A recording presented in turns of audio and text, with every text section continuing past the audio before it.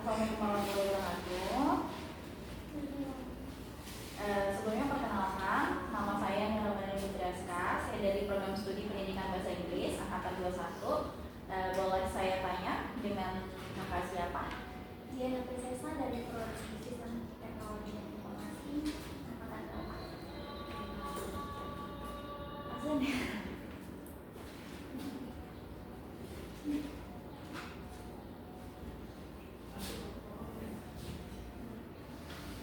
Saya azan atau gimana? Tadi saja ya. Oke, kita langsung ke pertanyaan ya kak. Yang pertama, apa saja tujuan khusus yang membuat Anda termotivasi belajar bahasa Inggris dan bagaimana tingkat motivasi Anda berubah seiring waktu karena tujuan-tujuan itu? Karena bahasa Inggris itu bahasa internasional. Kalau di era digital itu kan memang perlu banget bahasa Inggris. Terus kalau ada bidang komputer itu juga semua sistemnya berbahasa Inggris gitu. Jadi makanya motivasi yang terbesar untuk bisa bahasa Inggris itu karena zaman sekarang itu apa-apa udah pakai bahasa Inggris semua. Jadi itu motivasi terbesar ya kak.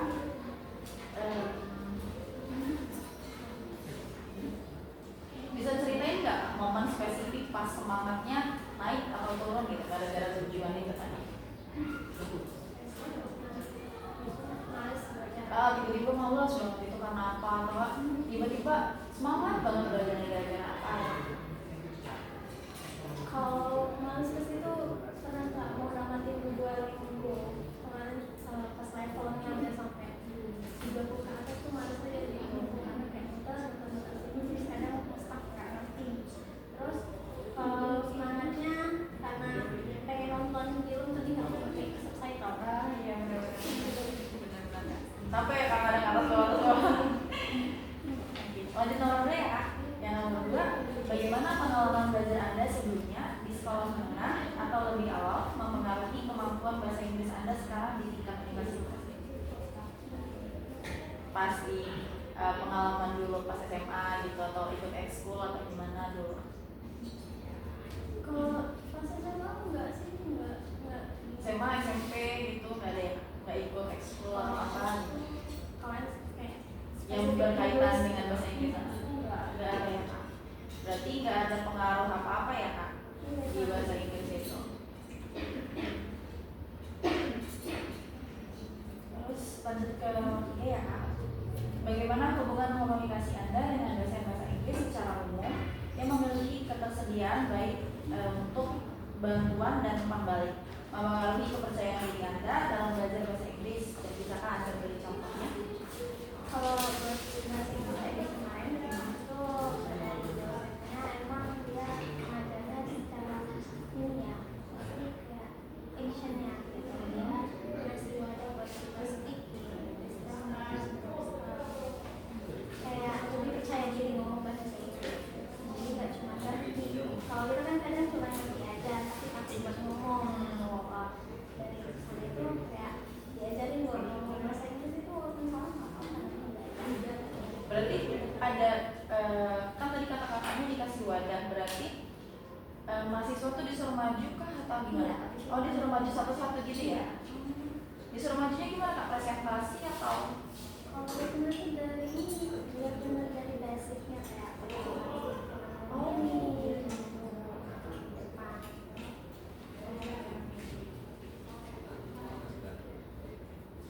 Berarti itu ningkatin kepercayaan diri ya kak?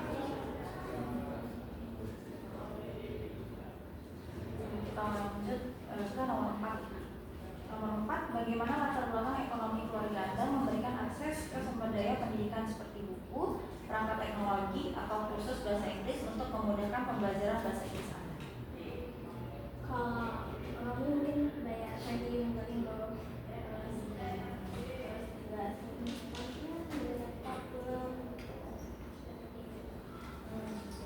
Itu dari orang tua dikasih gitu ya kak? Maksudnya orang tua yang support juga gitu kayak ini untuk Duolingo gitu ya?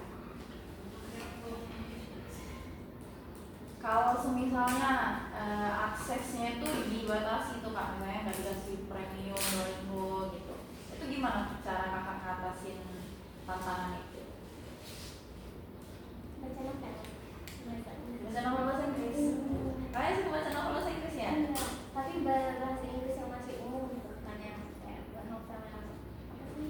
Yang Kayak bahasa Inggris fiksinya yang yang berat lama banget. gitu ya. Yes. Oke, Kak. Lanjut ya Kak, nomor 4. Tadi nomor 4, sekarang nomor 5. Bagaimana tingkat fasilitas kelas seperti ruang dan alat bantu visual serta interaksi dan partisipasi siswa di kelas meningkatkan pengalaman Anda? Kalau untuk fasilitas ini standar ya, ya.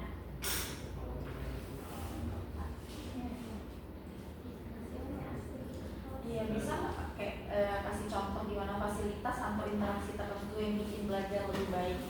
Kayak mungkin fasilitasnya bisa jadi di proyektornya gitu. Iya. Kalau masih proyektor gimana, kalau enggak gimana? Jadi pakai proyektor terus dari visual apa bahasa Inggrisnya kalau Itu meningkatkan belajar nggak Kak? Kayak makin semangat atau malah boring kayak gitu karena ada visual gitu? nggak boring sih karena ada visualisasinya kan, jadi bisa langsung oh ini. Kalau interaksi tertentu bikin belajar lebih baik nggak? Kayak misalnya interaksi sama teman atau sama dosen? Dari biasanya belajar kayak gitu. Jadi itu mempengaruhi ya Kak? Lanjut ya Kak, nomor 6. Yang nomor 6, bagaimana keterlibatan orang tua Anda secara khusus mempengaruhi proses pembelajaran bahasa Inggris Anda? Orang tua. Dari orang tua, dukungan gitu, support atau misalnya saya nggak ngerti bahasa Inggrisnya, tanya ke orang tua gitu. Kalau orang tua nggak ngerti sama bahasa Inggris, jadi ya mau belajar bahasa Inggris ya dari HP terus nonton film baca novel. Kalau tindakan yang dilakukan orang tua yang paling membantu apa dalam belajar bahasa Inggris? Itu nggak membatasi buat Inggris ya. Itu apa kalau membayar radio nggak kan? Selalu dibantuin gitu ya. Lanjut ya Kak, nomor 7. Bagaimana Anda menggunakan strategi kognitif seperti ringkasan atau alat mnemonik untuk mengingat informasi bahasa Inggris? Jadi ada bantuan Kakak strategi apa gitu? Kayak misalnya ngeringkas rangkum atau ada alat record gitu. Kalau misalkan ada tulisan bahasa Inggris tuh ada satu kata yang kadang nggak familiar gitu. Nanti langsung buka HP apa itu apa sih namanya apa artinya gitu. Artinya di dalam kalimat seperti apa gitu. Jadi kan kalau belajar kayak gitu satu-satu masuk. Gitu. Terus strategi Kakak gitu ya, kalau ada yang nggak dimengerti langsung dicari gitu. Itu strategi yang paling sering dipakai ya Kak? Iya. Itu seberapa efektif buat Kakak? Karena kalau kita kayak ada bahasa yang ini belum pernah dengar orang pakai bahasa Inggris apa itu gitu, itu dipakainya kapan, terus kalau dari kalau itu nggak ini apa langsung masuk, kalau kita cari itu langsung masuk ke otak tidak kepala gitu jadinya. Berarti efektif banget buat Kakaknya ya. Lanjut nomor 8 ya. Bagaimana regulasi diri dalam merencanakan dan mengevaluasi pembelajaran bahasa Inggris mempengaruhi kemajuan Anda? Jadi regulasi diri itu cara kita mengontrol diri kita gitu Kak. Jadi kayak merencanakan, bikin planning gitu kan. Terus dievaluasi lagi pembelajarannya. Gimana cara Kakak? Ya, Ini sih lebih pengen apa kadang masih susah buat naruh kata dan kayak kata hubung kata itu masih kadang salah-salah gitu, masih karena banyak bahasa Inggris itu kadang banyak jenisnya ya, masih banyak kata-katanya tuh banyak, kegunaannya juga beda-beda, jadi masih pengen ngasih buat itu rencananya ya Kak.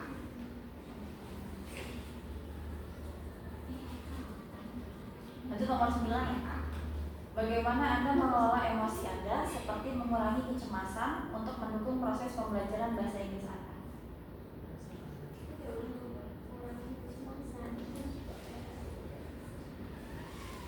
Kayak misalnya grogi gitu dalam belajar bahasa Inggris, kayak terus kayak aduh kayaknya nggak bisa deh gitu, jadi nggak percaya diri. Sering sih kalau itu, tapi ya udah karena kan emang kalau dalam fase belajar kan bukan dalam fase kayak olimpiade atau apa, jadi kalau misalkan belajar ya santai aja. Santai, jadi nggak terlalu kakaknya nggak pernah ngerasa itu atau jarang ngerasa itu kayak cemas itu tadi. Kalau yang awal-awal buat ngomong bahasa Inggris di depan banyak orang itu agak grogi. Gimana cara ngatasinnya? Jadi Biarin aja lah gitu ya, yang penting ada jalan ngalir aja.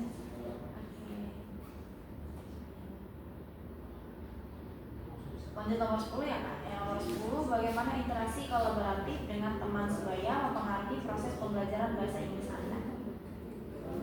belajar bahasa Inggris bareng pernah? Benar. Pernah sih belajar bahasa Inggris sama teman ya. Belajarnya selalu sendiri. Berarti belum pernah. Lanjut nomor 11 kak. Nomor 11, bagaimana alat digital dan aplikasi meningkatkan proses pembelajaran bahasa Inggris Anda? Apa yang nggak kita tahu tuh langsung tahu, mereka bisa kalau sekarang nggak ada AI jadi bisa ngejelasinnya secara detail, terus dia juga bisa pakai bahasa yang lebih sederhana kalau kita ngerti gitu, terus apa yang kita cari Aplikasi atau alat mana yang paling kakak suka gitu dan kenapa? Iya, AI kah atau ya apapun itu untuk membantu pembelajaran itu, aplikasi atau alat yang mana yang paling disukai? Atau tadi kayak Duolingo gitu misalnya, itu membantu nggak ke pembelajaran? iya karena dia kan ada levelnya, jadi dari level yang belajar